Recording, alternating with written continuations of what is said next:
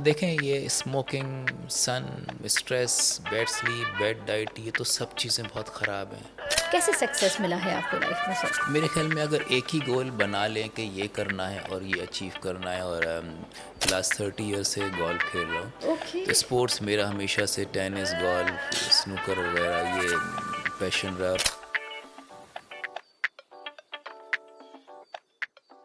अस्सलाम वालेकुम, a very good morning to all of you.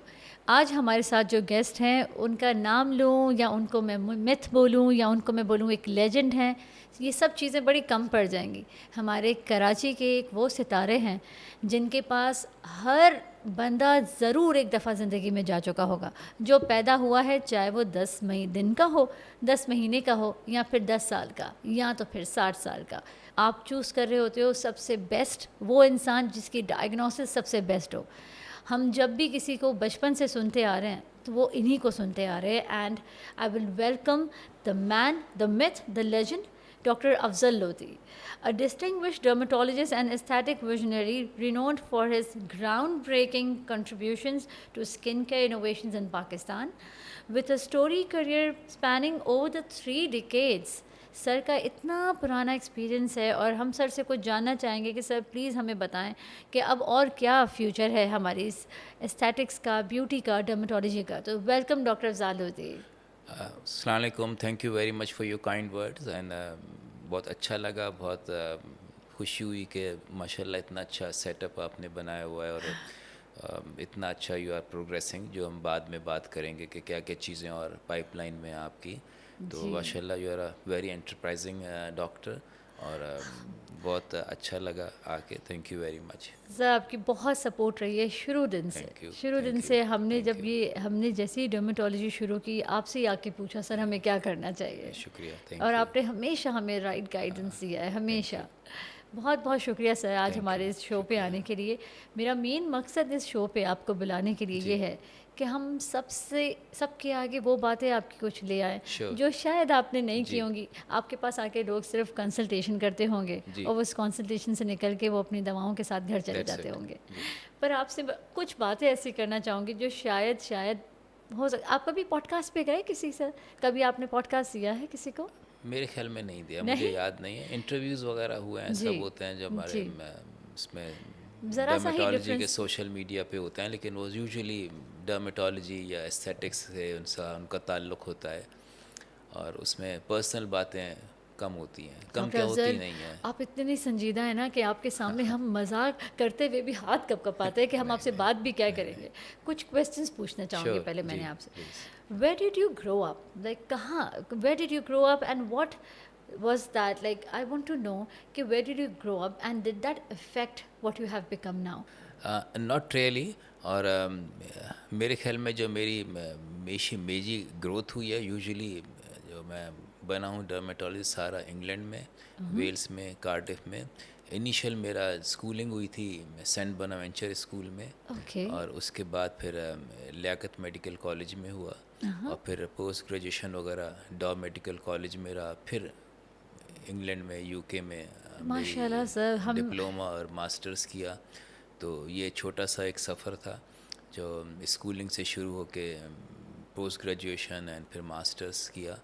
तो मेरे ख्याल में ज़्यादा ग्रूमिंग मैं समझता हूँ जो हुई, और पॉलिशिंग हुई, वो इंग्लैंड में हुई, माशाल्लाह यूके में, सर, वेल्स में। कभी किसी एक दिन भी आपसे बात करके नहीं महसूस हुआ कि वो जो 10 दिन भी जाते हैं अमेरिका, लंदन, उनका एक्सेंट बदल जाता है और वो बिल्कुल उनके एक्सेंट में वो अमेरिकन या यूके एक्सेंट आ जाते हैं? किसी दिन नहीं लगा ऐसा सर? नहीं, बस जो है वो हमेशा से वो ही है। आपने आधी ज़िंदगी बाहर गुजारी है जी, यूके में अपनी एजुकेशन कंप्लीट करते हुए, और जी, महसूस नहीं होता सर। यू आर सो शुक्रिया, ground to earth. Thank you. Sir, I want to know what is like your morning routine? आप क्या करते हैं? सीधा क्लिनिक चले जाते हैं? नहीं, यूजुअली सुबह उठता है, और मैं अर्ली राइज़र हूँ हमेशा से, और कभी भी ऐसा नहीं हुआ है कि मैं 7 बजे के बाद भी, संडे के दिन भी सोता रहा हूँ। जी। कोई ट्रैवलिंग में कुछ कभी हो गया हो तो वो अलग बात है, लेकिन I am an early riser. Early और राइज़र? यूजुअली सुबह थ्राइस अ वीक है, मैं सुबह उठ के गोल्फ़ खेलता हूँ नमाज के बाद। वाह सर! तो यूजुअली 6 से 8 गोल्फ़ होती है, फिर 9 साढ़े 9 बजे से क्लिनिक। ओके। बस फिर सारा दिन क्लिनिक का पर रूटीन होता है। क्लिनिक में मैंने देखा है सर, जब भी मैं आती हूँ जी। कोई नॉन स्टॉप आप क्लिनिक कर रहे होते हैं sir, clinic non non stop. Stop होती है अल्हम्दुलिल्लाह। तो उसमें ना चाय ना खाना ना पानी, फिर एक क्लिनिक ख़त्म करके स्ट्रेट मैं दूसरी क्लिनिक पे जाता हूँ। तो वो जो ट्रैवलिंग होती है रफली 20 मिनट्स की, जी। तो उसमें सारे मैं अपने सुबह तक के सारे मैसेजेस वगैरह वो देखता हूँ कि क्या है, किसका जवाब देना है, किसका नहीं होना है। और फिर इवनिंग क्लिनिक शहीद मिल्लत रोड पर है, वो शुरू हो जाती है, तो वहाँ फिर देर हो तो जाती इसमें है। सर लंच कहाँ गया आपका? कोई लंच ब्रेक? लंच नहीं, कुछ कोई सैंडविच हुआ तो कुछ ग्रेनुला बार हुआ तो वो खा लिया, लेकिन that's it proper sir. Lunch नहीं। And what about your breakfast? Breakfast करके निकलता ब्रेकफास्ट है? अच्छा करता हूँ या। मैं तो बड़ी बेसिक चीज़ें आपसे पूछूंगी जो सच में हम चाह रहे होते हैं जब आपसे मिलने आए, तो कंसल्टेशन की जगह हम आपसे पूछे कि सर अपने बारे में बताएं कि कितनी ज़िंदगी आपने गुजारी है। पूरे कराची, पूरा पाकिस्तान आपसे इंस्पायर है sir. Thank you. Sir tell me one thing, what is the best compliment you have ever received? हज़ारों आपने रिसीव किए होंगे, सबसे बेस्ट क्या लगा आपको? Difficult question. तो तकरीबन रोज़ ही होता है, मेरे ख्याल में यही होता है कि बड़ा अच्छा हो गया और फ़ायदा हो गया और ये हो जी। गया, और इसी तरह के होते हैं। और बाज़ दफ़ा कभी कभी लोग पर्सनल चीज़ें पूछ लेते हैं कि ये है बताइए अब क्या करें, तो उसमें भी बाज़ दफ़ा कुछ मशवरा दे देते हैं खड़े खड़े। सर तो मैंने सुना है आपके बारे में, आप गौर से बहुत टाइम देकर आप पेशेंट की सारी बात सुनते हैं। हाँ, तो यही होता है। अगर मैं सोचूं तो वाकई में मेरे जहन में नहीं आएगा कि कौन सा एक था। तो अल्लाह का शुक्र है, रोज़ हमारा जो वक्त था, अब तो सोशल मीडिया सब आ गया है, तो जी। जब वर्ड ऑफ माउथ से ही प्रैक्टिस बनती थी। जी तो बिल्कुल। ये कुछ था ही नहीं, यानी ना मोबाइल फ़ोन से ना इंस्टाग्राम और सोशल सब। मीडिया था। तो उस वक्त की प्रैक्टिस जो है, आज से 20 ईयर्स 30 ईयर्स पहले सिर्फ वर्ड ऑफ माउथ से ही होती थी। Word of mouth. तो ये सब कुछ था नहीं, तो बस यही अल्लाह का शुक्र है कि प्रैक्टिस बनती गई। तो यही मल्टीपल कॉम्प्लीमेंट्स के थैंक यू वेरी मच, और चेंज कर दिया, अच्छा कर दिया स्किन, यही सर मेरे। कितने कितने भी सोशल मीडिया आगे बढ़ जाए, और सच में बहुत कुछ चेंज किया है सोशल जी। मीडिया ने, पर आज आपका आज भी वही है, वर्ड ऑफ माउथ ही चल रहा है, वर्ड हाँ, ऑफ माउथ ही चल रहा है, तो मैंने देखा है। हाँ, ना मैं इंस्टाग्राम पे हूँ ना फेसबुक पे हूँ, कुछ सच हूँ में सर, उसका। आपने अभी कभी दिल नहीं किया कि मैं इंस्टाग्राम पे अकाउंट दिल तो बनाऊं? बहुत करता है, लेकिन किस वक्त, यानी लंच का और चाय का टाइम नहीं है, तो उस पर सोशल मीडिया पे किस वक्त जाऊँ, बड़ी मुश्किल होती है। व्हाट्सएप कब चेक करूँ, बहुत सारे मिस हो जाते हैं, ओह वो भी माय चेक गॉड। करने का। बस वो 20 मिनट्स होते हैं जो कर लें, फिर रात को वापस आके इतनी हिम्मत नहीं होती, तो ज़रा सा कुछ रात को स्पोर्ट्स वगैरह टीवी पे देख के, बस उस वक्त फिर नींद आ रही होती है 10-11 बजे, क्योंकि जी। सुबह जल्दी उठता हूँ। तो सोशल मीडिया का एक्चुअली टाइम ही नहीं है जाने का। सर यकीन माने, आज के ज़माने में जहाँ पे भी बाहर के जी। मुल्क में, ब्रेवली हिल्स में, इधर उधर, कितना भी कोई 40 50 60 70 ईयर्स ओल्ड है, they are all on Instagram. Oh yes, बिल्कुल। और आपकी वो सादगी कि आप अभी भी हाँ, इंस्टाग्राम के बगैर you are just running your clinics with so much, बस सो मेनी हाँ, पीपल। तो इसका एक्चुअली टाइम नहीं मिलता है। मैं चाहता हूँ बहुत जाऊँ, लेकिन वक्त कहाँ से निकालें। सर तो हम, आप मुझे कभी कहे हुक्म करें, मैं चलें, आके थैंक यू आपका वेरी मच। इंस्टाग्राम का अकाउंट खोल के मैं चलाऊंगी सर। नहीं, thank you. I would love to do that, because I really want कि ना कि सिर्फ पाकिस्तान में बल्कि दुनिया में जहाँ भी हमारे पाकिस्तानी, हमारे जो बॉन्ड हैं यहाँ थे अब चले गए, दे शुड नो। कितने सारे लोग हैं जो हमसे ऑनलाइन पूछ रहे होते हैं कि एलोपेशिया, आपको पता है जैसे कि एक बहुत हाँ, बड़ा टॉपिक है, कि ओ हम यस। क्या करें वहाँ बैठे बैठे, वो सिर्फ PRPs और कुछ चीज़ें अपनी होम रेमेडीज़ जैसे ऑयल शैम्पू कर रहे हैं। न जाने ऐसे कितने लोग हैं जिनको सिर्फ एक डायग्नोसिस नहीं मिल सकता सर। श्योर, बिल्कुल ऐसा ही है। और प्रॉपर डायग्नोसिस बहुत ज़रूरी होती है बहुत एक अच्छे ज़रूरी है। ट्रीटमेंट के लिए। और सब मुझसे कोई पूछता है कि डॉक्टर मरीन इतने अरसे से हम स्ट्रगल कर रहे हैं, तो मैं कहती हूँ कि अगर डायग्नोसिस नहीं बन चुके हैं, नहीं बन सके हैं, तो go to doctor Afzal, thank you, doctor Afzal. Thank you, I know. So now tell me, what is your favourite pastime? क्या करते हैं? आपने जो 20 मिनट्स बताए मुझे, क्या उसके बगैर आपके, उसके अलावा कोई और लाइफ नहीं है? घर जाने के बाद क्या मैं करते हैं? हमेशा से स्पोर्ट्स में रहा हूँ, बचपन से मैंने टेनिस खेली। ओके। मेरे ख्याल में 5-6 ईयर्स की एज से। और टेनिस सारी उम्र खेली। फिर जब मैं बाहर से आया वापस, तो फिर आई टुक अप गोल्फ। तो लास्ट 30 ईयर्स से गोल्फ खेल रहा हूँ। ओके। तो स्पोर्ट्स मेरा हमेशा से टेनिस, गोल्फ, स्नूकर वगैरह ये पैशन रहा। और रात को भी मैं स्पोर्ट्स देखता हूँ आके। हाँ। और बस मेडिसिन के बाद, डर्मेटोलॉजी के बाद कोई दूसरा शौक़ है तो स्पोर्ट्स का। ओके, तो माशाल्लाह, वेरी हमेशा वेरी से गुड थिंग। स्पोर्ट्स में रहा हूँ और आज तक हूँ। कुछ म्यूज़िक का शौक है, कोई गाने भी सुनते हैं कभी आप? एक वक्त में था, लेकिन वही फिर अब वक्त नहीं है। सच में? ना टीवी, ना म्यूज़िक, ना मूवीज़, ना ड्रामास। मतलब आपको रिलैक्स करता है सिर्फ गेम्स, हाँ, स्पोर्ट्स, हाँ। और आप ये मूवीज़, नेटफ्लिक्स वगैरह, कॉमेडी शोज़, मूवी कुछ नहीं देखते सर? नहीं, वक्त नहीं है। ओह दिल तो चाहता गॉड! है लेकिन वक्त नहीं है। लेकिन मेरे ख्याल में जो मैं सुबह 2 घंटे गोल्फ खेल लेता हूँ तो जी। That is enough. सर छोड़ दें कुछ काम करना सर, अपनी ज़िंदगी तो जिएँ। बहुत कोशिश की है और इस भी कोशिशें जारी हैं कि वर्किंग आवर्स कम करें। कुछ कम करें सर। लेकिन किए हैं, लेकिन वो होते नहीं हैं। मैंने दूर देखा है दूर से पेशेंट नहीं छोड़ते हाँ, आपको। लोग आके बैठे हुए हैं तो बड़ा मुश्किल है इनको कह देना कि भाई वापस घर जाओ, इतनी दूर से तुम आधे घंटे या 1 घंटा ट्रैवल करके आए हो, मैं नहीं देखूंगा, तो वो जी। मुझसे होता नहीं है। अल्लाह! तो जो आ जाते हैं उनको मैं एंटरटेन कर लेता हूँ, तो बस हो जाती है देर। वैसे देखिए कितने सारे ऐसे डॉक्टर्स हैं जो कि अब जाओ तो कहते हैं सॉरी, हमारा ऑफ टाइम हो गया, we will not be able to see you today. हाँ, ऐसा करें ना सर, आपने पूरी ज़िंदगी दी है, सारी ज़िंदगी आपने यही हाँ, किया है। जितना हो सकता है कोशिश कर लें। लेकिन जो बहुत दूर से बेचारा हैदराबाद से आ गया है जी, अब कि हम जी, इतना 2 घंटे का ट्रैवल करके आए जी। हैं, तो उनसे मुझसे नहीं कहा जाता कि नहीं, you go back to Hyderabad, मैं नहीं देखूंगा। बहुत बड़ी बात तो है सर, ये आपकी ये बहुत बड़ी बात है। हाँ, सर मुझे प्लीज़ ये बताइए कि इवन लाइक जब अभी के बारे में हम बात कर रहे हैं कि what did you want to be when you were a kid and why, like कि आपने कुछ सोचा था या डॉक्टर ही बनना था? हमेशा से बस एक ही था कि डॉक्टर ही बनना है, शौक था स्कूल आपका? टाइम से जी। और ये दूसरी पेरेंट्स का नहीं था, ये आपका शौक था? मेरे ख्याल में जॉइंट था, मेरी मदर का भी था और मेरा भी था कि बस उस वक्त में 2-3 ही चीज़ें होती थी, जी। मेडिसिन या आपने इंजीनियरिंग कर ली। जी, बिल्कुल, बिल्कुल बाद में सही। थोड़ी सी एक फील्ड आई थी कि कंप्यूटर्स आ गए थे, जी, computer science, way back in 80s की बात कर रहा हूँ। तो तीसरी कोई नहीं होती थी जो फिर जी, जो ऐसे होते थे फिर सेकंड ईयर के स्टूडेंट्स वगैरह वो इधर उधर चले गए, किसी में चले गए। जी, तो मैथ्स क्योंकि मेरी इतनी अच्छी नहीं थी, बायोलॉजी का शौक़ था, जी। तो फिर जहन में वही था कि मैं तो मेडिसिन में ही जाऊंगा। तो दूसरा कोई था नहीं सर ऑप्शन उस ज़माने में। आपकी नज़रों ने इतना डिज़ीज़ देखा है, क्योंकि हुँ, बीइंग ए जी। डर्मेटोलॉजिस्ट आपने देखा है कि ये सिर्फ ये नहीं है जो अब हो गया है कि एस्थेटिक्स ऐड हो गया तो ब्यूटी के लिए लोग ज़्यादा आते हैं कि हाँ, हमारे बोटॉक्स और फिलर्स कर दें और हमें थोड़ा और यंग बना दें। पर सर आपने तो वो ज़िंदगी देखी है जिसमें आपने इतने इतने डिजीज़ देखे, एक एक्जिमा से लेके हज़ारों डिजीज़ आपने देखे होंगे। तो मैंने आपके साथ बैठ के आपको थोड़ा शैडो किया, देखा है कि एक नज़र में दूर से विदाउट टचिंग द पेशेंट आपको पता चल जाता है कि ये क्या कौन सा वाला, इवन अगर डर्मेटाइटिस, अगर हम एक हुँ। डैंड्रफ की भी बात करें तो आप देख के बता देते हैं। सर ये कैसे सीखा आपने? एस्थेटिक्स अभी आई हैं, यानी लेट 90s में। जी, और 2000 में हमारे पास ही आ गए थे थोड़े बहुत कराची में बोटॉक्स फिलर्स वगैरह। 99 में हम जब इंग्लैंड में थे 80s में, तो एस्थेटिक का कोई चीज़ ही नहीं थी। कोई ना लेज़र से, ना पील सी, ना ये आईपीएल से, कुछ नहीं था। सिर्फ एक डर्मेटोलॉजिकल प्रोसीजर होता था जिसको डर्म एब्रेजन कहते हैं, और वो भी ये माइक्रोडर्म नहीं, प्रॉपर वाला डर्म एब्रेजन। और वो इतना ख़राब था, और एशियन स्किन में उसमें 100% पिगमेंटेशन होती थी तकरीबन सबको। Very harsh procedure.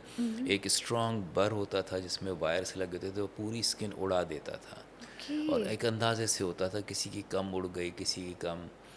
तो मैं जब गया था तो वहाँ तो मेरे जो कंसल्टेंट थे उन्होंने कहा कि ज़रा ऑरेंज पे का ये लगाओ। जी। तो ज़रा सा लगाया तो पूरा ऑरेंज का पील निकल गया। आह, तो उसने भैया इसलिए कहा था कि यू शुड नो के हाउ स्ट्रॉन्ग दिस डर्म, जो अब होता नहीं है। डर्म एब्रेजन अब इज़ डर्माब्रेजन खत्म सिर्फ हो एक गया है। प्रोसीजर था किसी के स्कार्स के लिए, जी, और थोड़ी बहुत प्लास्टिक सर्जरी होती थी। ये सब चीज़ें कुछ नहीं थी। कुछ ये नहीं लेट थी। 90s में शुरू हुई हैं जी, यूरोप में। और यूएस में 2004 में, दिसंबर 2003 में फिलर अप्रूवल हुआ है। दिसंबर 2003 में, तो दिसंबर 2003। 2004 में हुआ है वहाँ अप्रूवल। तो ये चीज़ें हमारे सामने शुरू हुई हैं और इतना फैलती जा रही हैं कि जी, कैचिंग अप लाइक एनीथिंग। और उससे पहले सिर्फ डर्मेटोलॉजी होती थी। डर्मेटोलॉजी होती तो थी। उस में सिर्फ यही चीज़ें होती थी। और क्योंकि सिविल हॉस्पिटल में काम किया तो सुबह से शाम तक 200-300 पेशेंट्स देखना, फिर बाहर जाके भी डर्मेटोलॉजी, चीज़ें तो थी नहीं, इनका तो नहीं कोई था। वजूद ही नहीं था। जी, तो इसलिए डर्मेटोलॉजिकल प्रैक्टिस स्ट्रांग हो गई और डर्मेटोलॉजी स्ट्रांग हो गई, क्योंकि वो तो था ही नहीं। जी तो आई बिल्कुल। Think that is the reason कि एक्सपीरियंस काफ़ी हो गया कि अब सर इतनी चीज़ें पूछनी है मैंने छोटी छोटी, जी पर क्योंकि सर मेरे पास बिल्कुल नींद से उठ के फ़ौरन यहीं आए हैं, तो मैं सर को एक छोटी सी 5 मिनट की टी ब्रेक पे लेके जाना चाहती हूँ। I will be right back. So we are back to what we were talking about. इतने इंटरेस्टिंग इंसान हमारे सामने बैठे हैं कि इनसे बहुत सारी बातें मैंने पूछनी है आज। ये मौका मुझे बार बार नहीं मिलेगा। सर एक बात और आपसे जी पूछना चाहती हूँ, रैंडम सवाल करना मेरा दिल भी नहीं कर रहा कि जो इस पे लिखा है पूछो, मेरा दिल कर रहा है जो मेरे दिल में आपके लिए पूछना है श्योर वो पूछूं। बिल्कुल। सर मुझे बताएं, आपकी नज़र में सक्सेस क्या है? क्या है सक्सेस? भागना किसी चीज़ के पीछे, हासिल करना? कैसे सक्सेस मिला है आपको लाइफ में सर? मेरे ख्याल में अगर एक ही गोल बना लें कि ये करना है और ये अचीव करना है, और कहते हैं ना कि rolling stones they don't gather moss, कि एक ही आपने, मेरा हमेशा से, मेरा अपना बता रहा हूँ, वैसे दूसरों का नहीं पता, एक ही गोल रहा कि मैं डॉक्टर बनना है, डॉक्टर के बाद एक ही डर्मेटोलॉजिस्ट बनना है। फिर जैसे मैंने अभी बताया था कि एक नई फील्ड आ गई एस्थेटिक्स इन डर्मेटोलॉजी या एस्थेटिक फिजिशंस, तो उसमें भी फिर हमने ही स्टार्ट किया था, यहाँ कोई लेज़र नहीं था, कुछ नहीं था। तो जब हम पहला लेज़र ले रहा था तो उन्होंने बोला पाकिस्तान में तो लेज़र है ही नहीं, तुम क्या करोगे लेज़र लेके, यहाँ तो कोई कराएगा नहीं और इतना महंगा कोई लेगा नहीं। तो बड़ी मुश्किल से फिर एक दुबई बेस्ड कंपनी थी अमीको, ओके। उनसे बोला कि आप यहाँ सब ऑफिस बनाएं, जी। और एक लेज़र उनसे लिया साइनाशोर का अमीको से। तो फिर आहिस्ता आहिस्ता फिर एक और साहब ने लाहौर में लेज़र लिया, तो वहाँ से the end ball sir you were started the rolling. First one in जी कराची टू गेट अ जी लेजर जी मशीन? जी। तो वहाँ बड़े। से बॉल स्टार्टेड रोलिंग, कि फिर आहिस्ता आहिस्ता फिर अब तो फिर इतना हो गया कि, अब क्योंकि पसी जी। को फोरसाइट नहीं थी कि यहाँ भी ये हो सकता है, और मुझे अंदाज़ा हो गया था कि ये नई फील्ड आई है तो जिस तरह की फील्ड है इट विल कैच अप। ऐसा जी। हो ही नहीं सकता है कि ये रह जाए कि भाई यहाँ नहीं हो। तो वो मैंने देख लिया था, तो एक था, एक गोल सेट कर लिए थे, तो इंसान एक ही चीज़ अच्छी तरह सोच के सेट कर ले। तो मेरे ख्याल में सक्सेस के लिए दो तीन चीज़ें होती हैं, कि एक तो आपकी मेहनत, मेहनत ज़रूर करनी होती है, ये नहीं कि जी। बस आपने गोल सेट कर लिया और घर में बैठे चाय पी रहे हैं। जी। जी। तो मेहनत भी करनी है, प्रॉपर प्लानिंग, प्रॉपर स्ट्रेटजी, यानी गोल सेट करना, और फिर मेरे ख्याल में माँ बाप की दुआएं। तो ये जी। तीनों चीज़ें हो तो मेरे ख्याल में सक्सेस ज़रूर मिलती है। क्योंकि सर मैंने ये देखा है कि काफ़ी लोग सक्सेस के चक्कर में टीम बिठा देते हैं और वो सोचते हैं कि बस अब टीम को काम करना पड़ेगा। हाँ, नहीं नहीं, सबसे पहली चीज़ है मेहनत, जी। प्रॉपर डायरेक्शन, यानी गोल्स आपके सेट जी। हो, और फिर मेरे ख्याल में माँ बाप की दुआएं भी होती हैं और किस्मत भी होती है, इसे कह लें। सर इस बात पे मुझे एक बात आपसे करनी है कि देखें, काफ़ी लोग ऐसे मुझे कहते हैं, जैसे सब आपके सामने सामने मैं 2008 से काम कर रही हूँ और आप तो सालों से काम कर रहे हैं सर। हम तो आपके आगे कुछ भी नहीं है सर, नहीं एक नहीं, दिन का ऐसी भी बात नहीं है नहीं है, आपके नहीं आगे, सच नहीं, में, यू सच जो मेड हकीकत योर है। नेम और your big name. No sir, सच्ची बात मैं बोलूँगी कि हम तो आपके आगे एक दिन का भी, जैसे कहते नहीं हैं ना, नहीं उससे भी नहीं नहीं, छोटी ऐसी चीज़ है। बात बिल्कुल नहीं है। पर हकीकत सर मैं आपको बताऊं कि जैसे अक्सर लोग ये समझते हैं कि मैं जो है, क्योंकि मेरा बैकग्राउंड जो है वो पॉपुलर ग्रुप ऑफ इंडस्ट्रीज़, मेरे हस्बैंड जो हैं he is a well known businessman, तो लोग ये कहते हैं कि अब इसको तो मशीनें लग गई और मशीनों से इसने काम करना शुरू कर दिया, तो पैसे बनाने शुरू कर दिए, और ये फिर इंस्टाग्राम पे आ गई, 2-3 इसकी टिकटॉकर फ्रेंड्स और फेमस सेलिब्रिटीज़ साथ में लग गई और ये बढ़ गई आगे। पर सर किसी ने ये देखा नहीं कि 2008 से भी मैं रेंग रेंग के एक एक चीज़ को ऑब्ज़र्व करके सीख के, मैं भी इंपीरियल कॉलेज ऑफ लंदन जाकर ये शॉर्ट कोर्सेज सर, ये अब तो हो गए हैं 2 दिन 3 डेज़ के कोर्सेज। उस वक्त कोर्सेज होते थे सर 6 से 8 हफ्तों के, जो हम लोगों ने मेहनत करके वहाँ पे सुबह ट्रू। सुबह निकल के किए। पर सर जब ये लोग कहते हैं ना कि आपने तो शॉर्टकट कर लिया, तो ये हकीकत है कि ये शॉर्टकट है, बहुत शॉर्टकट है अगर आपका बैकग्राउंड स्ट्रॉन्ग है।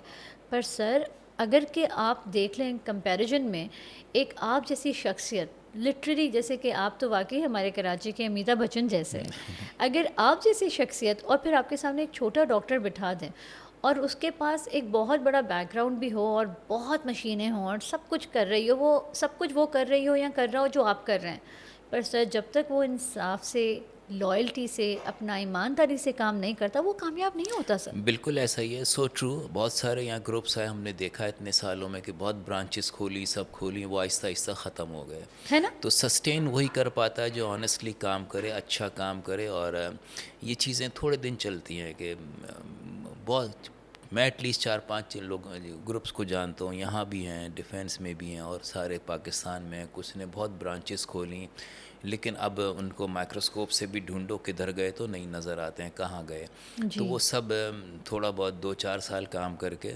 और they are no more there now on the horizon कि अब कहाँ गए, तो बंद हो गए सारे। और शायद कुछ छोटा मोटा कर रहे हों तो, जी। लेकिन जो अच्छा काम करे, जो ऑनेस्टली काम करे, प्रॉपर काम करे, मेहनत से काम करे, बस वही सस्टेन करता है। सर्वाइवल ऑफ द फिटेस्ट, इतने सारे अब बन गए, इतने सारे रोज़ जी। बन रहे हैं, बंद हो रहे हैं क्लिनिक्स। बंद भी हो रहा है। तो साली मशीन्स नहीं है, काफ़ी ग्रुप्स ने मशीन्स भर दी जी। लेकिन नहीं चले, क्योंकि ईमान प्रॉपर ज़रूरी काम है। नहीं था।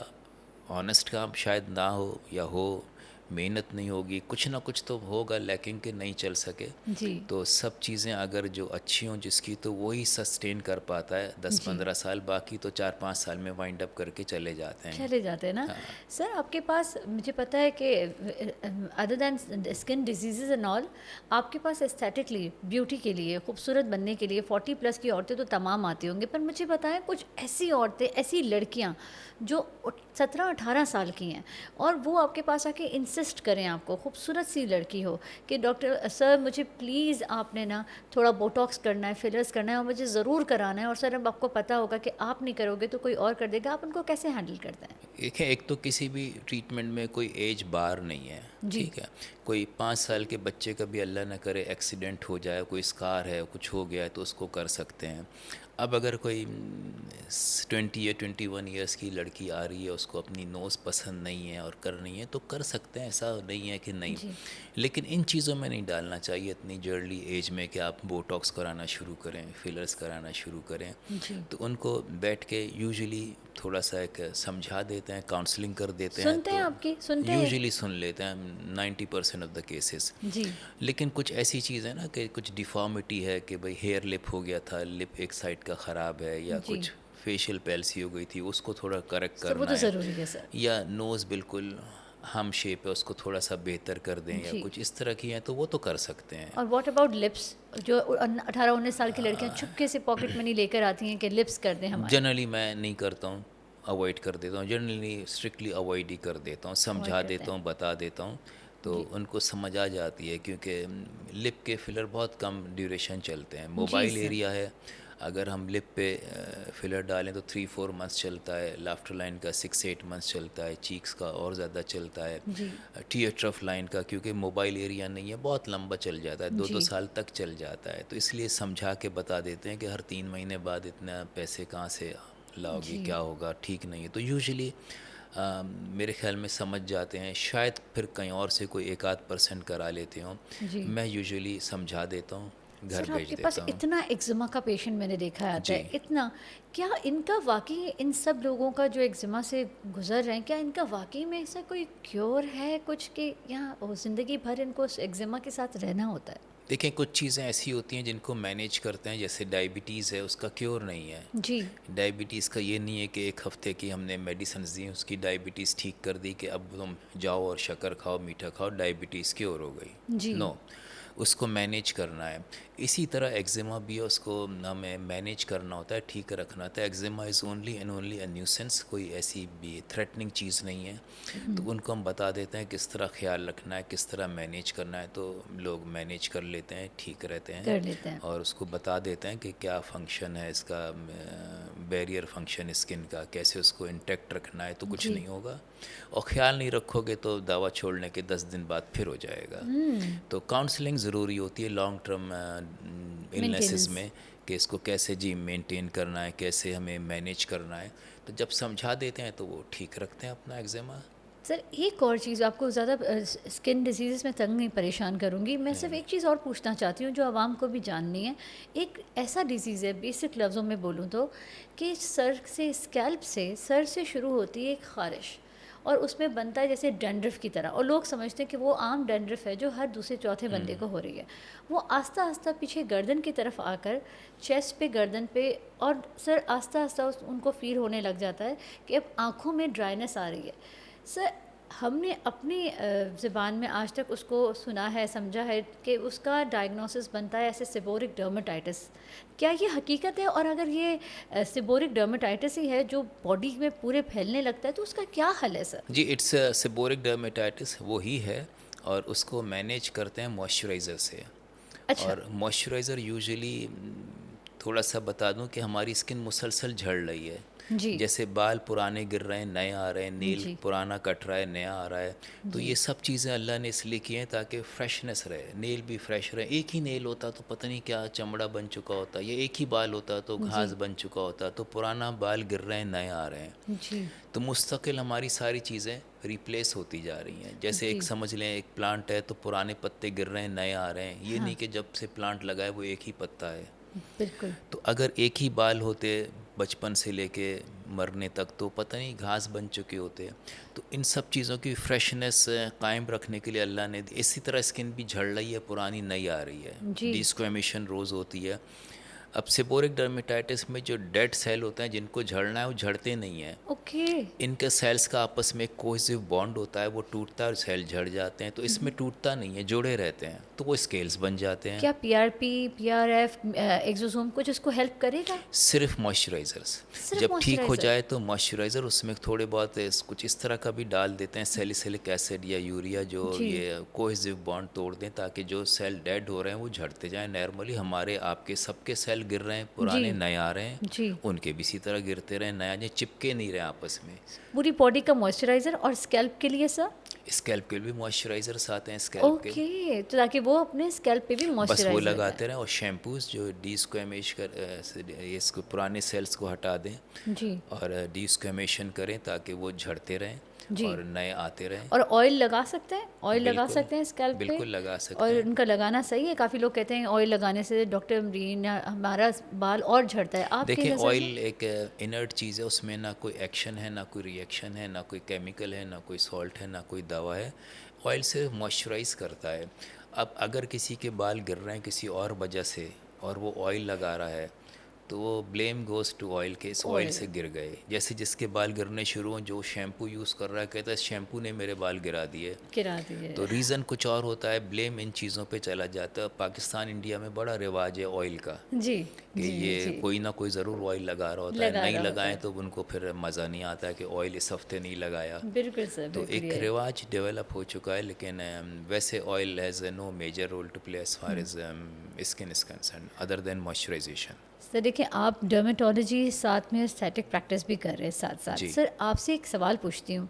मैंने तो अपनी आँखों से एक केस देखा है, वेरी सैडली, पर पूछना चाहती हूँ कि आपके पास भी कोई ऐसा केस आया कि एक लड़की जो लास्ट 2 इयर्स कीमोथेरेपी, रेडियोथेरेपीज़ अपनी सब कुछ लेके एक बड़े कैंसर के डिज़ीज़ से निकली, और वो आपके क्लिनिक में आती है और हसीन लग रही है, प्यारी लग रही है, और जब आप उनको बिठाकर पूछते हैं कि जी बताइए मोहतरमा आपका क्या कंसर्न है, तो वो अपने सर से अपना पूरा हेयर पीस निकालती है, लैशेज़ उतारती है, और वो कहती है कि मैं जो जितनी प्यारी लग रही हूँ मेरे अंदर कुछ नहीं रहा।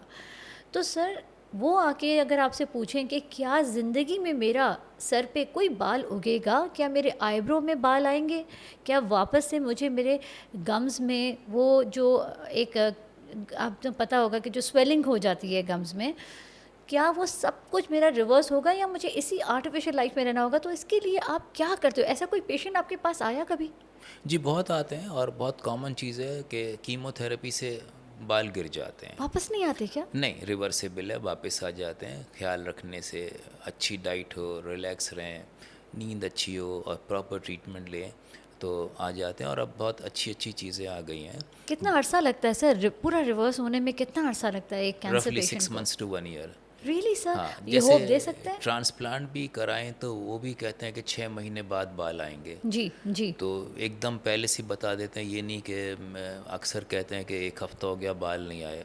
तो पहले से ही मैं बता देता हूँ कि आपको 3 to 6 मंथ्स वेट करना है, और बालों की रीग्रोथ का। और अक्सर आते हैं 1 महीने के बाद कि हमारा जो है पीछे वॉल्यूम वही था जो अब है।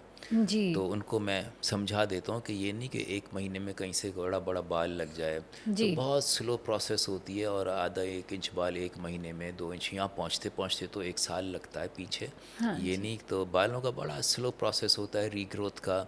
और लेंथ अचीव करने का। जी तो लेकिन कीमोथेरेपी के पास अच्छा अगर प्रॉपर ट्रीटमेंट करें जी तो बाल आ जाते हैं। इवन एलोपेशिया वगैरह का पहले नहीं था, जी लेकिन अब बायोलॉजिक्स वगैरह आ गए हैं, जी टोफासिटानिब है और है, जिनसे बड़े अच्छे रिजल्ट्स आते हैं। आते हैं ना पुराने सर। पुराने एलोपेशिया जिनके बाल बिल्कुल जा चुके हैं वो भी आ जाते हैं। जैसे इसी तरह स्कारिंग एलोपेशिया, जो मैं सिंपल ज़बान में बोलूँ कि जैसे पैचेस होते हैं कहीं सर, पीछे बहुत भारी बाल होते हैं घने, पर सर उधर ही फिर कहीं क्राउन एरिया में आगे वाले पार्ट में एक दो बड़े पैचेस होते हैं।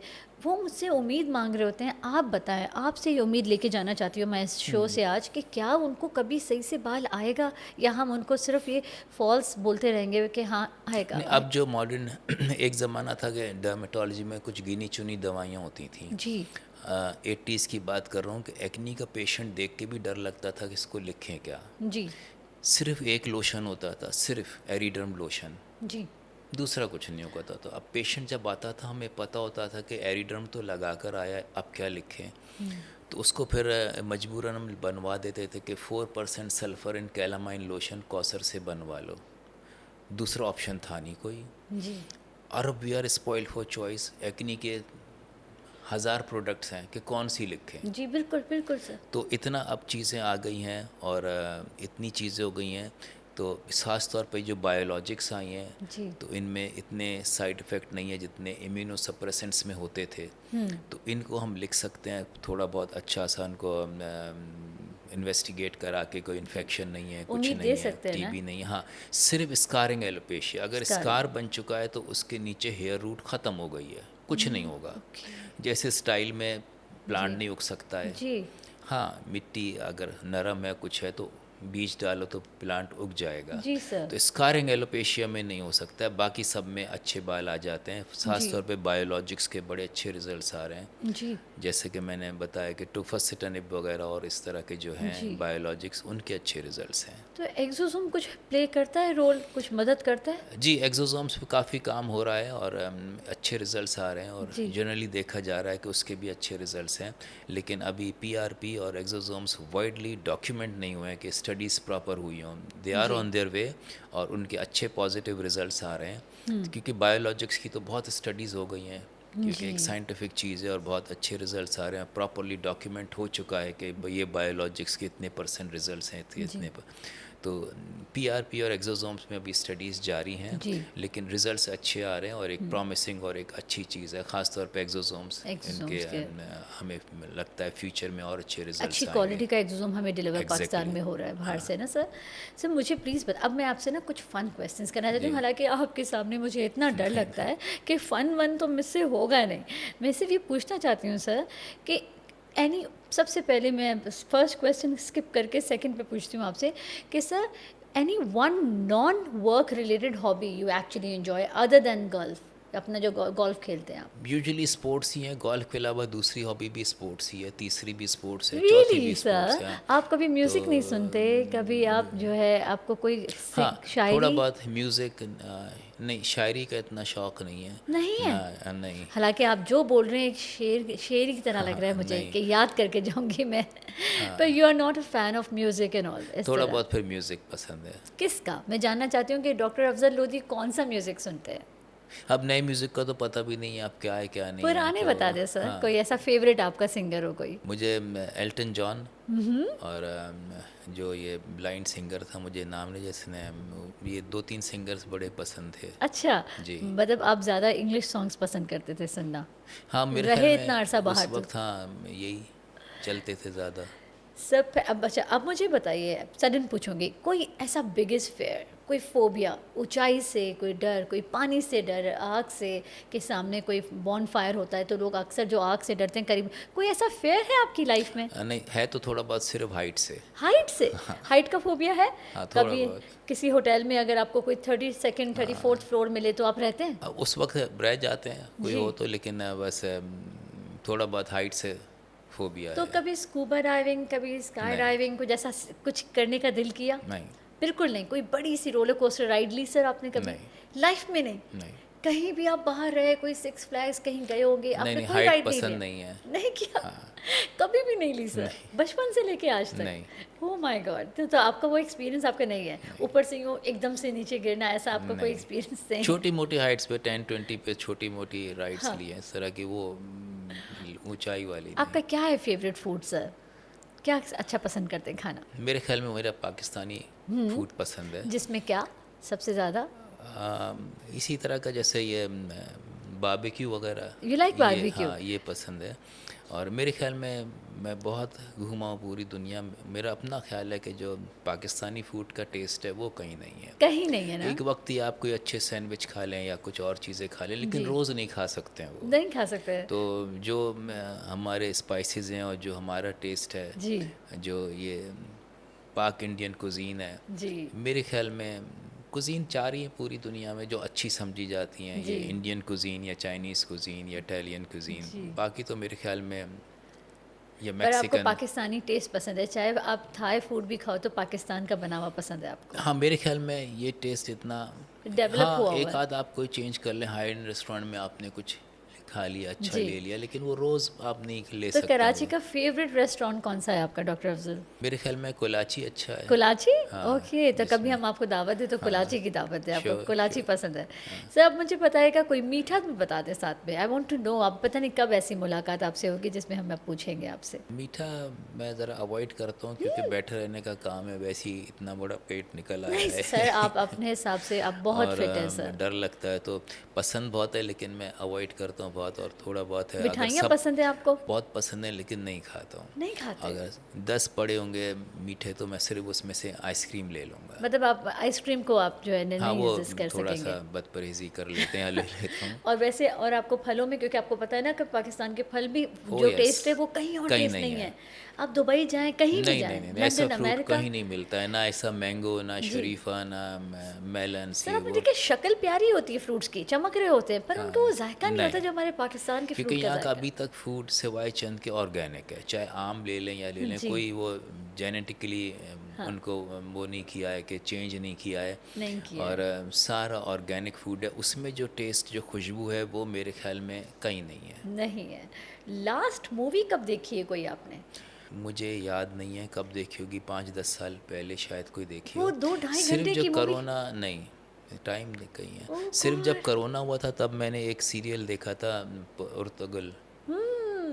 शुक्र पुर्तगल ही आपने कोई नाम एक था। तो इतना हाँ, फेमस हाँ, हाँ, देखा, पुर्तगाल आपने देखा है। हाँ, वो देखा है। और how did you find it? Very nice, nice very ना, गुड। या रिलीजियस आल्सो तो सारा उसमें। बड़ी 4-5 उसके सीजन से वो सब मैंने कोरोना की छुट्टियां जी जी खोज जी। उसमें वो तो देखा शुक्र था। है फिर आपके लिए तो कोरोना सही रहा कि आप हाँ, सुकून से आप बैठे घर पे, कुछ उसके तो बाद रेस्ट किया। कुछ नहीं याद, के कुछ कोई मूवी देखी हो, कोई सीरियल देखा हो, इस कुछ नहीं। कोरोना से याद आया, क्या आप कोरोना से गुजरे? नाउज़ुबिल्लाह, आपको तकलीफ तो नहीं हाँ, हुई? हुआ था जब आपको हुआ था? कोरोना जब थोड़ा सा माइल्ड हो गया था, जी जी तो म्यूटेट हो के कोरोना माइल्ड हो गया था, जी जी तो जी जी फिर वो जी। हुआ था वो एक खांसी नज़ले बुखार पर की वो जो तरह। शुरू शुरू में आ गया था, हर कोई नहीं, जो है वो वाला, आपको वो नहीं कोरोना नहीं हुआ, टच नहीं, किया नहीं। अल्हम्दुलिल्लाह, इतने पेशेंट्स देखने के बावजूद। सर मुझे बताइएगा, एक चीज़ और आपसे पूछूंगी कि आपका बुक्स आप रीड करते हैं? टाइम मिलता है अब आपको बुक्स रीड करने का? आपका फेवरेट बुक जानना मेडिकल चाहती बुक्स। हूँ। मेडिकल बुक में आपकी सबसे फेवरेट बुक क्या रही है सर? मैंने हमेशा रुख ही देखा है कि जो डर्मेटोलॉजी की बुक है जी रुख, जी। और अभी भी उसी से मैं वो लेता हूँ रेफरेंसेस, और वही जब अभी टाइम मिले। टाइम मिलता है आपको बुक्स पढ़ने का सर? आपको तो पेशेंट टाइम ही नहीं देता। नहीं, जब भी थोड़ा बहुत मिले, कुछ मिले तो वही बुक्स उठा लेता हूँ, देख लेता हूँ। आप कभी लेट सोते हैं, जैसे लेट नाइट स्नैक्स खाना, लेट सोना? बस वो मेरे ख्याल में 10 बजे सुबह का उठा होता हूँ तो आंखें जी। बंद होने लगती हैं। वेरी रेयरली, मुझे नहीं याद है कि ज़्यादा लेट होता हो। मैक्सिमम हो तो मेरे ख्याल में 10:30-11 बज गए, लेकिन यूजुअली हाँ उस वक्त सर आपसे अब मैं पूछना चाहूँगी, सडन आपने बगैर सोचे, बगैर अगली सांस लिए जवाब देना है। आप मुझे फ़ौरन बताएं, आपकी लाइफ में अगर आप अपने माइंड में सोचते हैं, मेंटोर कौन होगा आपका? आपका मेंटोर कौन था, जानना चाहते हैं। अच्छा, मेरे ख्याल में मेरा मेंटोर मेरा प्रोफेसर मार्क्स थे। हाँ, उन्होंने ओके। उनके उसमें था, और एक प्रोफेसर नाइट थे इंग्लैंड में, उन्होंने अच्छी गाइडेंस दी, अच्छा लंदन बताया, में? अच्छा लंदन में? किया। कार्डिफ में। कार्डिफ, ओके जी, ओके ओके इंग्लैंड ओके में, ओके। यूके में। जी, तो उनको मैं समझता हूँ उन्होंने ओके। अच्छा गाइड किया था। हाँ, फर्स्ट जॉब आपने कहाँ किया? पहला जॉब? सिविल हॉस्पिटल कराची में। वापस आके मैं वहीं था, मैंने वो रिज्यूम किया। जी। और रिज्यूम करने के बाद फिर मैंने अपना प्राइवेट प्रैक्टिस स्टार्ट कर दी थोड़े दिनों बाद ही। जो जॉब और सैलरी बेस्ड जॉब, हाँ, क्या सैलरी थी सर आपकी? पहली सैलरी, सबसे पहली सैलरी आपकी? सबसे पहली सैलरी तो हमने जब हाउस जॉब किया तो उसके बाद मेडिकल ऑफिसर लगा था, जी। तो जहाँ तक मुझे याद है तो 1600 रुपये थी। सीरियसली? ये किस टाइम की बात बता रहे हैं आप? ये 80s की। And you were married? No.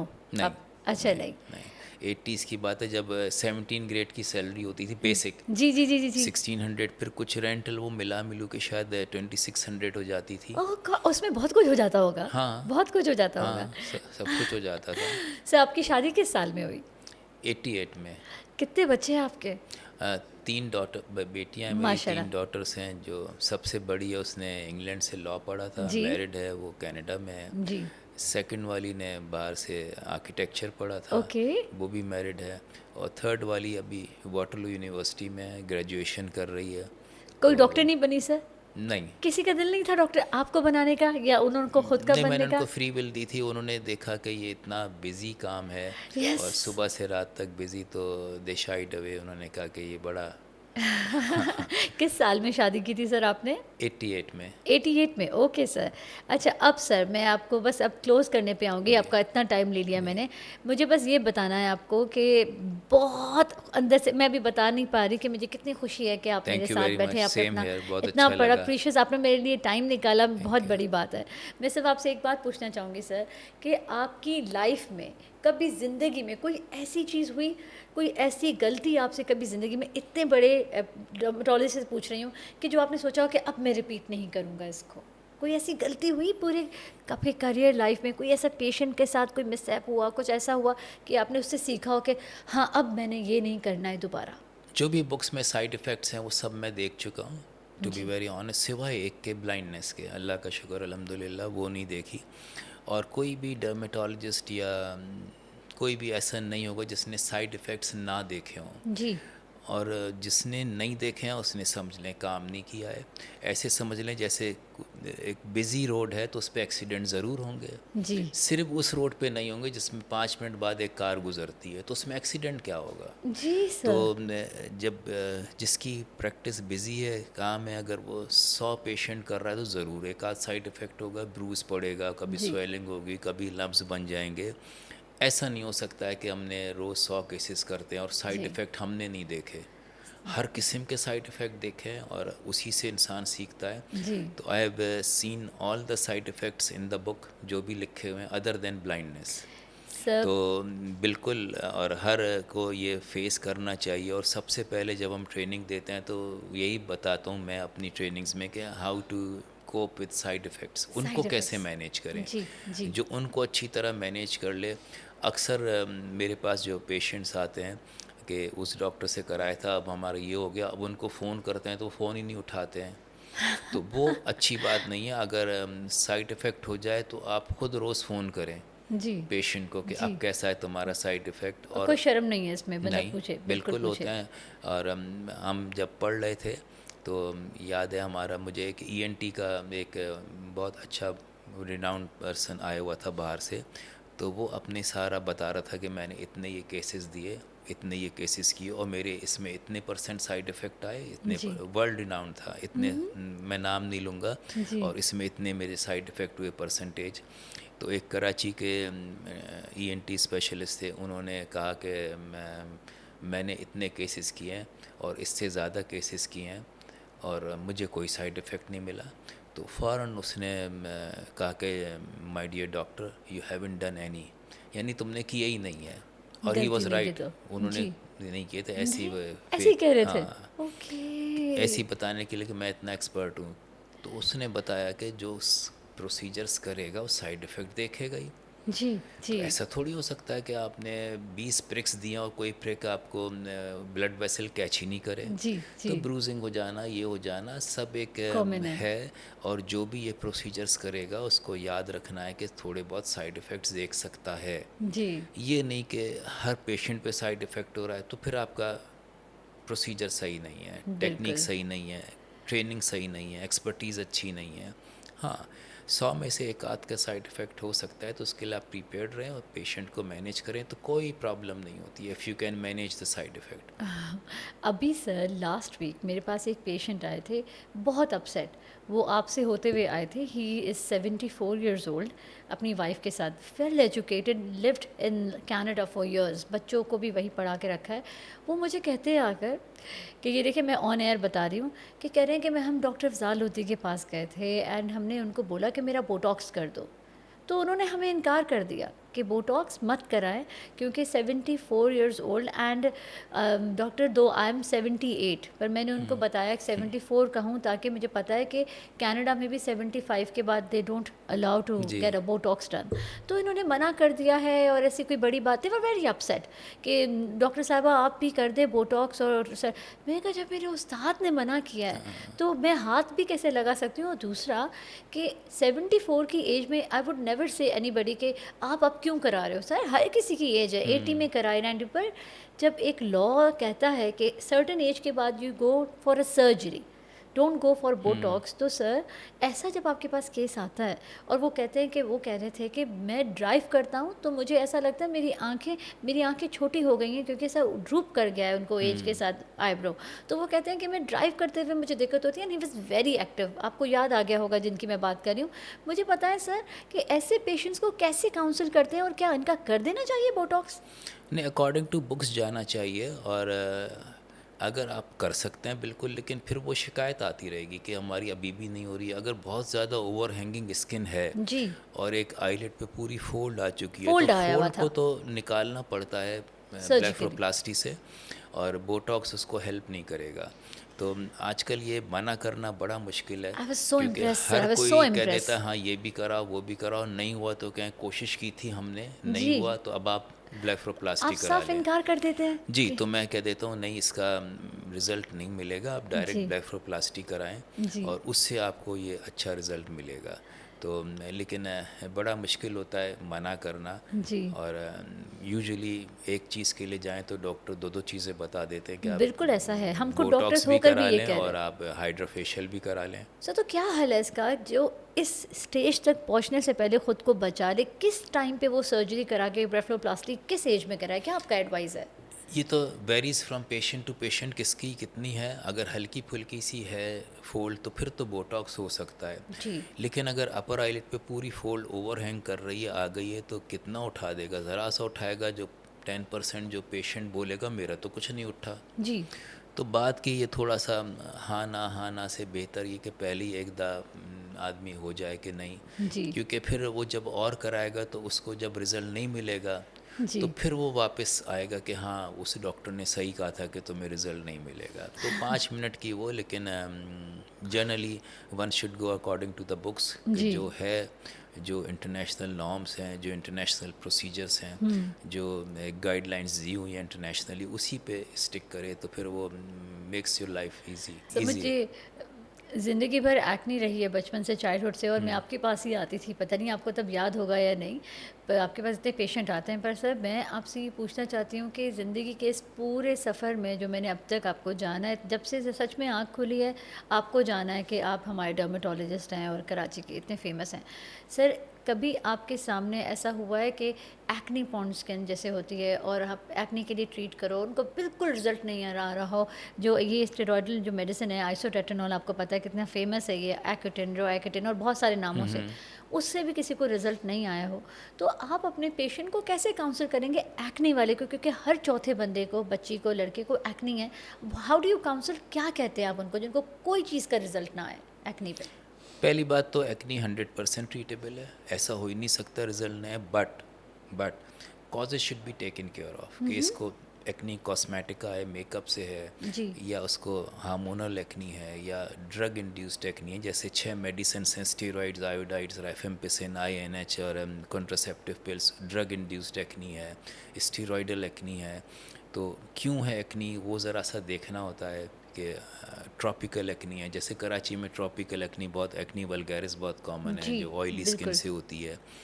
तो अगर कॉजेज़ आपने देख लिए हैं क्या है, क्यों हो जी, रही है एक्नी, उनको आपने टारगेट कर लिया है, तो जी, एक्नी 100% ट्रीटेबल है। सिर्फ प्रॉब्लम उनमें आती है जो 2 हफ्ते बाद बोलें कि एक्नी ठीक नहीं हो रही। वेट तो करना सबको पहले दिन बता देना है कि 3 to 4 months, जी और फिर फॉलो अप रखना है, पोर्स को बंद रखना है। तो अगर प्रॉपर ट्रीटमेंट करें जी तो मेरे ख्याल में, मेरे एक्सपीरियंस में, acne is 100% treatable if causes are taken care of. कि कॉजेज़ आपने आइडेंटिफाई करके उनको दूर रखा है, और वो दूर नहीं रख पा रहे हैं। फॉर एग्जांपल एक्नी कॉस्मेटिका जो मेकअप से होती है, जी और वही ऑयल बेस्ड मेकअप वो चल कर रहे हैं, हो रही है, सब हो रही है, प्रॉपर क्लेंजिंग नहीं है, जी तो फिर ठीक नहीं होगी। कोई ऐसा एक्ने प्रोन स्किन के लिए सजेशन कि वो जो है फूड को अवॉइड करें सर? हाँ, देखा ये गया है कि food and drinks have nothing to do, no major role to play as far as acne is concern. लोग कहते हैं कि इससे होती है, उससे होती है, इसकी कोई बेस नहीं है, ओके और एक्नी के उसमें ये नहीं है। लेकिन पेशेंट से कह देते हैं कि अगर आपको लगता है कि आपकी हो रही है इसके खाने से, एग के खाने से, तो 2-4 हफ्ते एग नहीं खाएं। नहीं खाया और फिर मैं पूछता हूँ कि आपने क्या, तो हम खाते ही नहीं है एग। तो मैंने कहा फिर क्या फ़ायदा हुआ एग नहीं खा के, फिर भी तो हो रही है। जी तो फिर जी तो एग से नहीं हुई, एग तो आप छोड़ चुके हैं। अगर आपको फ़िश एलर्जी है तो अगर आप फ़िश खाएंगी तो 2 घंटे बाद रैशेज़ आ जाएंगे। जी और आप फ़िश नहीं खा रहे हैं और फिर भी रैशेज़ आ रहे हैं, तो मतलब फ़िश से नहीं है, किसी और चीज़ से है। बिल्कुल तो आपने एग छोड़ा हुआ है 2 साल से, फिर भी तो हो रही है, तो फिर एग से कहाँ हुई। सो तो ट्रू ये food and drinks have nothing to do, no major role to play as far as acne is concern. लेकिन पेशेंट अगर फिर भी बोलें तो कहे अच्छा ठीक है, आप वो चीज़ अवॉइड कर लें, तो बिल्कुल मेक्स इट ईजियर कि इतनी बहस नहीं होती है। चलो उसको रोक दो और ये दवाइयाँ यूज़ करो, जो समझ जाए ठीक है, और नहीं तो उसको, वैसे फूड एंड ड्रिंक्स का कोई काम नहीं नहीं है होता एज ये फार एज आपका एक्ने। सिर्फ एक चीज़ है चॉकलेट पे, जनरल कंसेंसस पूरी डर्मेटोलॉजिस्ट का पूरी वर्ल्ड में 80% का, कि चॉकलेट्स का भी कोई रोल नहीं है। जी सिर्फ ऑस्ट्रेलिया और कुछ यूरोपियन कंट्रीज़ हैं, उनके जो स्टडीज़ हैं, कुछ डर्मेटोलॉजिस्ट 20% कह लें कि they do play some role. उनके जी जो ऑयल्स होते हैं हाँ वो भी इंडक्टल कॉर्निफिकेशन और ये चीज़ें बढ़ाते हैं, तो शायद कुछ उसका रोल हो। लेकिन उसके अलावा जनरल कंसेंसस इसके food and drinks have nothing to do, no role to play as far as acne is concern. Sir को देखते हुए कभी ऐसा फील होता है कि इनको कभी गुस्सा भी आता होगा, या किसी को ऐसा लगता होगा कि मगरूर हैं, गुस्से वाले हैं, संजीदा हैं, खामोश रहते हैं? इनमें से कुछ भी नहीं है। सालों से जानती हूँ मैं इनको। डॉक्टर अफजल लोधी की जो पर्सनैलिटी है, साबर, सुकून वाली, खामोश रहने वाली, तहम्मुल वाली, सिर्फ महसूस करने वाली, सुनने वाली, हर जगह के चीफ़ गेस्ट यही होते हैं, हर जगह के हमारे सरबराह यही होते हैं।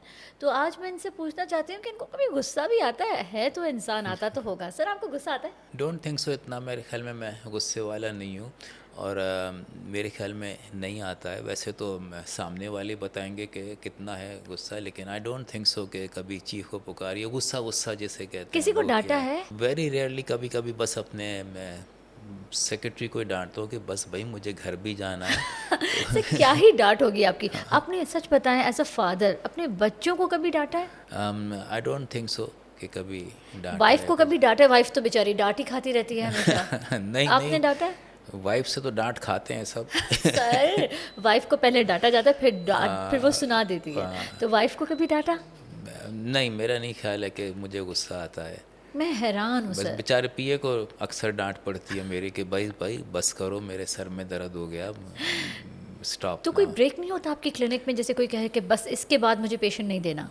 वही करना होता है, उसी पे उसको बेचारे को कभी कभी डांट पड़ती है कि बस दैट्स इनफ और काफ़ी हो उसको गया। प्रेशर आता होगा सर। आपको क्लिनिक में ये फेस करना पड़ता है कि बहुत वेटिंग हो गई और कोई खफा होकर मूड ख़राब करके क्लिनिक में घुसा हो आपके पास कमरे में कि सर अब इतना लंबा वेट ये किया तो हमने? रोज़ होता है। रोज हाँ, कि बड़ा आपने वेट कराया, बड़ा डेली, ये तो डेली का रूटीन है। तो आपको फील होता होगा ना, दुख होता होगा कभी कभी कि कितना वेट कर हाँ, कर आए अपने हैं। बिल्कुल दुख होता है, बिल्कुल नहीं है कि डॉक्टर 2 घंटे से बैठे हुए थे, देखें अब आपने देखा है ये वो, या जी बस तो कोई ना कोई उनको कितना टाइम देते हैं आप? कोई अगर 2 घंटे वेट करके भी आए तो कितना टाइम दे टाइम सकते हैं? नहीं दे पाता हूँ। नहीं दे अगर पाते? टाइम देने तो फिर दूसरे बेचारे उनको 3 घंटे वेट करना पड़े, तो जी जल्दी जल्दी करना होता है। उसमें मुझे अफसोस भी होता है कि बहुत उजलत में, उसमें जल्दी में देख लिया, या बहुत ही फास्ट ट्रैक पे देख लिया पे, मुझे थोड़ा तो टाइम देना तो सर चाहिए था। क्वेरीज तो होती होंगी, कोई एक अंदर कमरे में उसको पता है मैंने सर के 10 मिनट में सब कुछ पूछना है, तो वो सडनली पूछते होंगे आपसे कि ये भी बता दें, बालों का भी बता दें, फेस का बता हाँ, दें।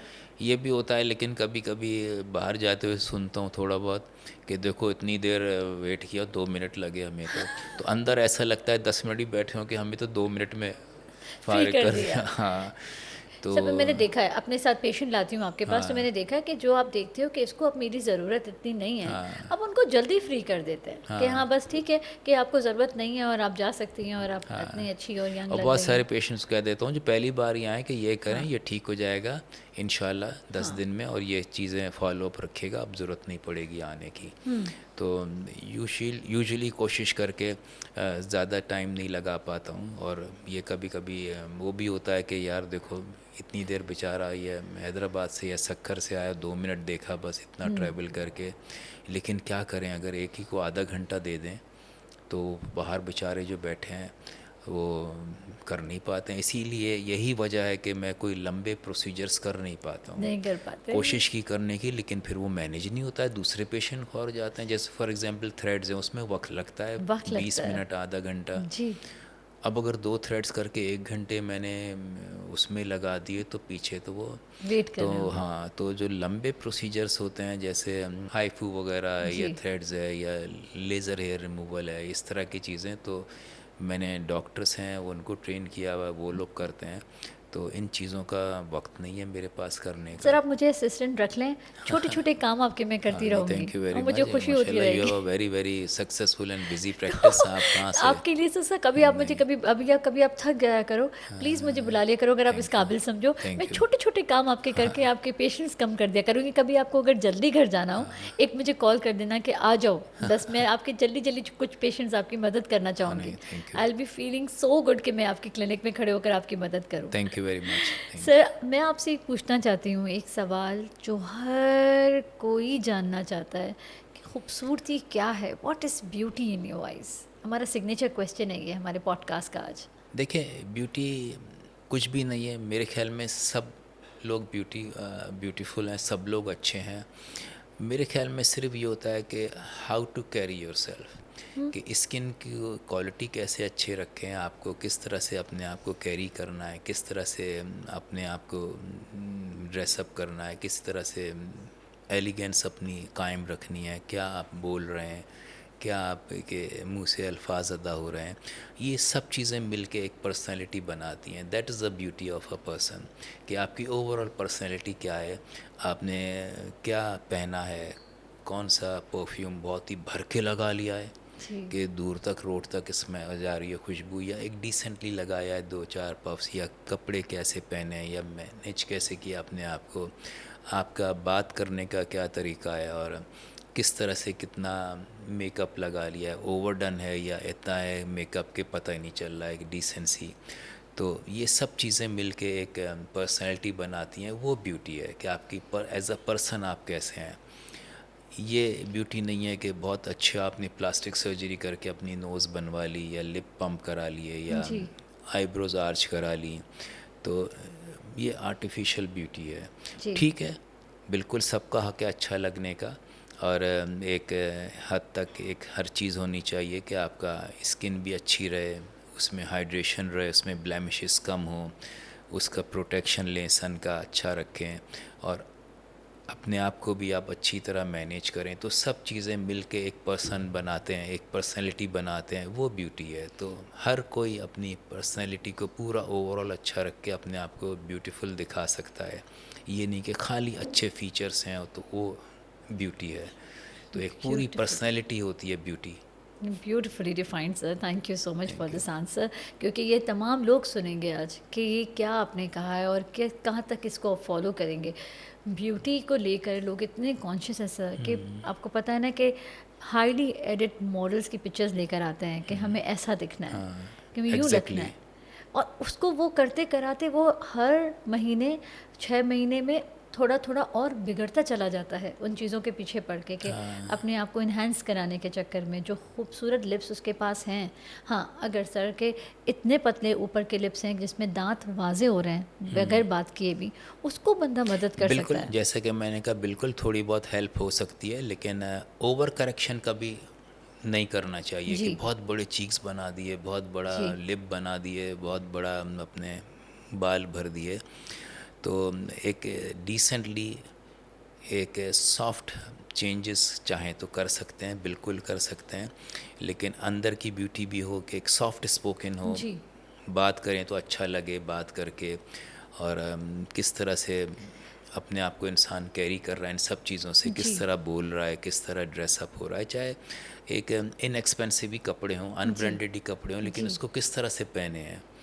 आपने बहुत ही लाउड कपड़े और ब्रांडेड कपड़े जी पहन के और इस तरह का और अंदाज़ चीता अच्छा ना हो प्रिंट बात बना करने के का। और वो करके कर सर लिया। लोग एग्रेसिव हो गए हैं ब्यूटी को लेके। मेरे पास जैसे अब मैं आपको अपना इसलिए शेयर करती हूँ एक्सपीरियंस कि आपसे एक बात पूछूं कि एक पेशेंट आती है आपके पास जी। और बाहर से आती है वो आपके वो पाकिस्तान विज़िट कर रही है और वो आके कहती है, doctor I have filler with me, I want you to put me 2 ml।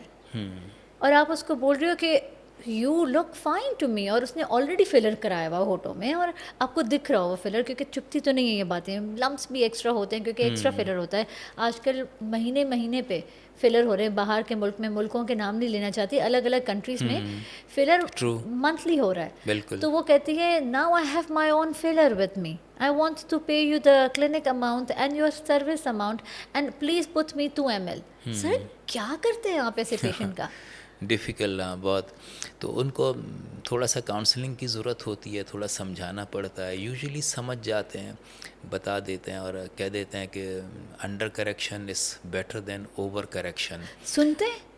ज़्यादातर सुन लेते हैं, अगर समझाएं तो बता देते हैं, और फिर भी अगर नहीं माने 5%, तो उनका फिर ये है कि थोड़ा बहुत फिलर डाल के और बाकी कहते हैं ये मैंने सेव कर लिया, अभी आप देख लें, तो क्वार्टर यूज़ करके बाकी उनको वापस कर दें कि ज़्यादा रख लें अपने पास, जी और आपका नेक्स्ट विज़िट फ्री है।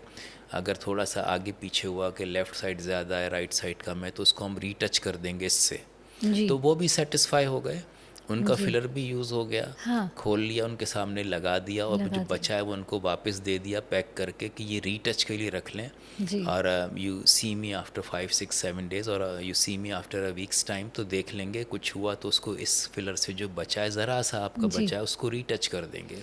तो पेशेंट सेटिस्फेक्शन भी हो गया, हल्का सा थोड़ा सा 2 4 ड्रॉप्स डाल दिए बस, तो वो खुश हो जाते हैं कि हाँ यूज़ हो गया हमारा हाँ फिलर, हम लाए सेटिस्फाइड थे, हो जाते सेटिस्फाइड हैं, हो गए। इतनी और प्यारी फिर लड़कियाँ। रीटच के लिए फिर वो आते नहीं कि बस ठीक है डॉक, जो आपने किया था दैट्स गुड इनफ, यही हमें चाहिए था। सर फिर इतनी खूबसूरती और इतनी प्यारी लड़कियां हैं जो ऑलमोस्ट इस रास्ते पे हैं, आपके पास ऐसे भी कोई पेशेंट अगर नेज़ो लेबल फोल्ड, जिसको हम लाफ लाइन कहते हैं, कि नेज़ो लेबल फोल्ड ज़रा प्रोमिनेंट हो काफ़ी, और वो लड़की कह के बिल्कुल इसको गायब कर दो, तो सर आप नहीं समझते कि बिल्कुल ही गायब करने से चेहरा गोल लगेगा, कोई फीचर फील नहीं होगा, कोई division between lips and the upper cheek? तो नहीं, क्या ये बिल्कुल बता देते हैं कि ये जो लाइंस हैं ये फीचर ऑफ द फेस हैं, अगर ये सारी लाइंस ख़त्म कर दी तो वो तो मास्क फेस बनेगा, जी जैसे इंसान नहीं है, एक मास्क है।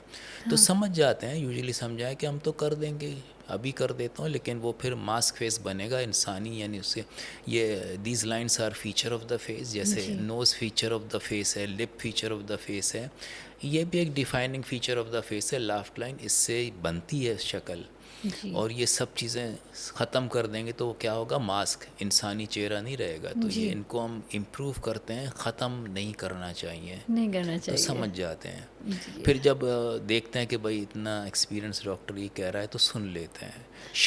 शायद किसी यंग लड़के का जो 24 22 ईयर्स का, शायद ना सुने, जी और थोड़ा सा फ़ायदा होता है कि एक्सपीरियंस का, कि फिर वो सुन लेते हैं कि भाई, मैं कह देता हूँ डॉक्टर का तो फ़ायदा है, वो तो आपको जी 4 फिलर डाल के ख़त्म कर देगा, जी और डॉक्टर का तो कोई नुकसान नहीं है, लेकिन मशवरा ये है कि इनको ख़त्म ना करें, these lines are features of the face.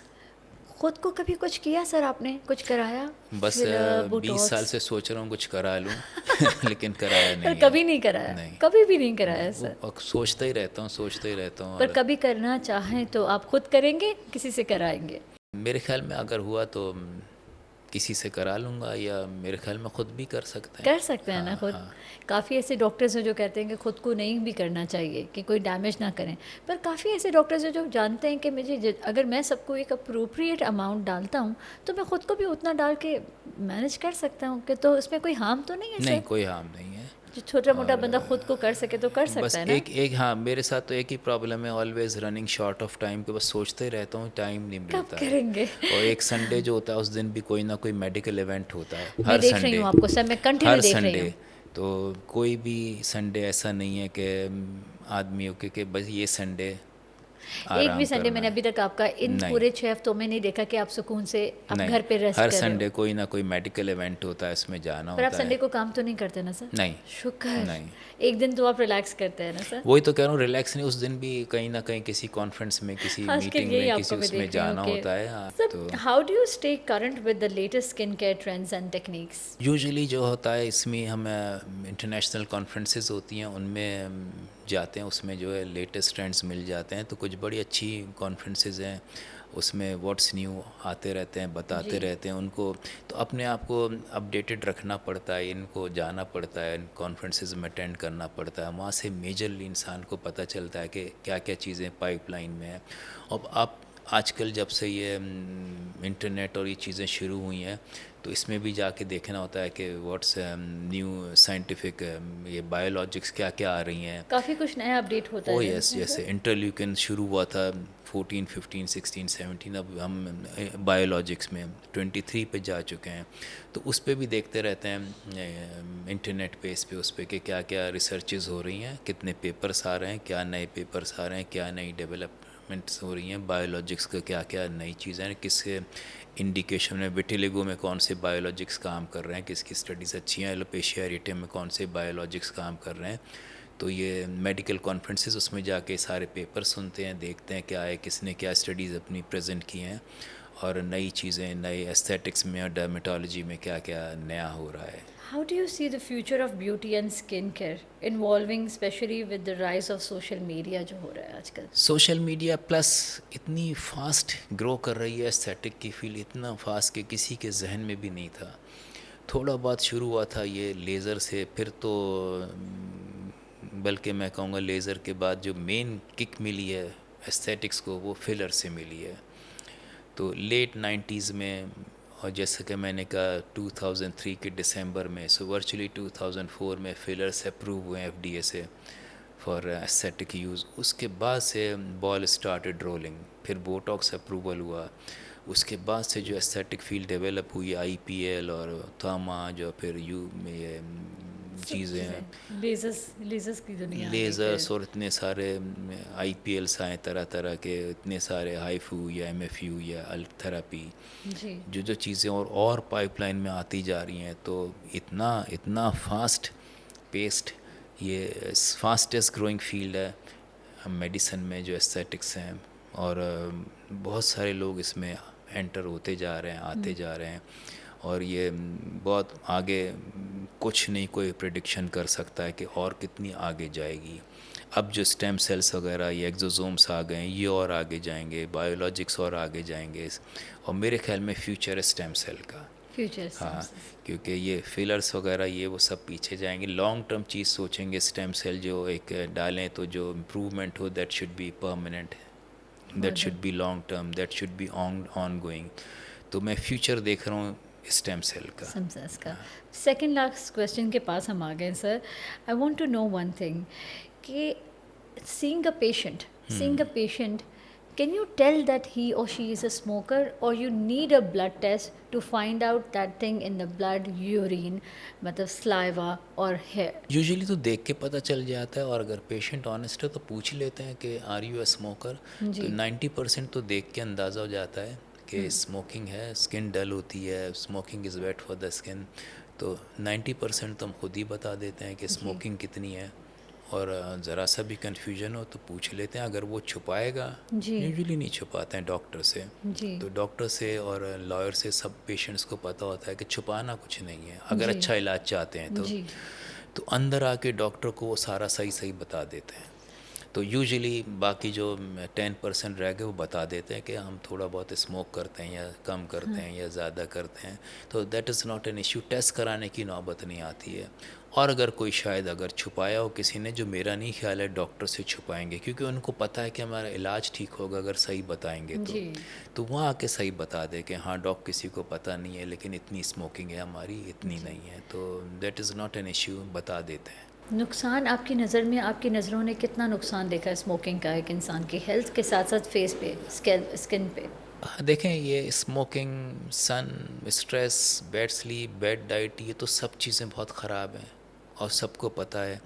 तो सबको कह देते हैं कि अच्छी स्किन चाहते हैं तो स्मोक अवॉइड करें, स्ट्रेस अवॉइड करें, सन अवॉइड करें। ये 3 एस जो हैं ये बड़े ख़राब हैं, सन, स्मोक, स्ट्रेस। अच्छी डाइट लें, अच्छी नींद लें और स्किन की अच्छी केयर करें तो इन सब चीज़ों की ज़रूरत कम पड़ जाती है कि स्किन डल है, डैमेज है। तो ये चीज़ें सब, स्मोक, स्ट्रेस, सन, ये ख़राब हैं।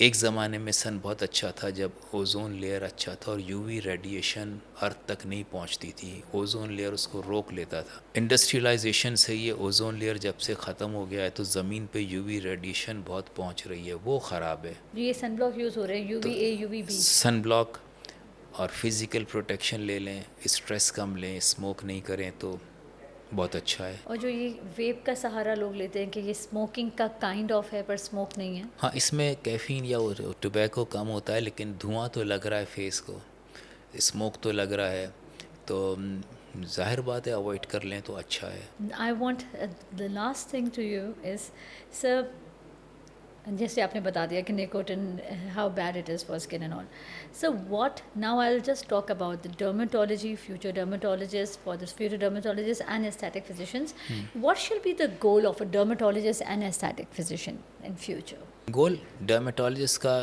डिफरेंट होना होता है और एस्थेटिक फिजिशियन का डिफरेंट होता है।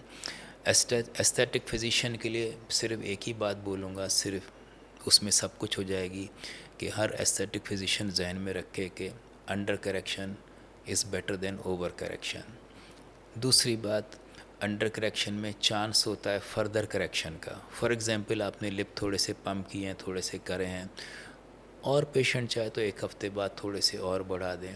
तो हमेशा अंडर करेक्शन रखें, ओवर नहीं कि बहुत बड़े कर दें और फिर लोग सब बोलते रहें। पेशेंट को अच्छा लगेगा कि हाँ बड़े अच्छे कर दिए, इतने बड़े कर दिए, लेकिन 10 लोग सोचेंगे कि बहुत बड़े लिप्स हैं ये। तो अंडर करेक्शन करना चाहिए और कोशिश करके बेसिक कॉजेज़ पे तवज्जो दें कि ये क्यों स्किन इतनी डल हो रही है, क्या हो रहा है, इसका क्या मैनेज करना है।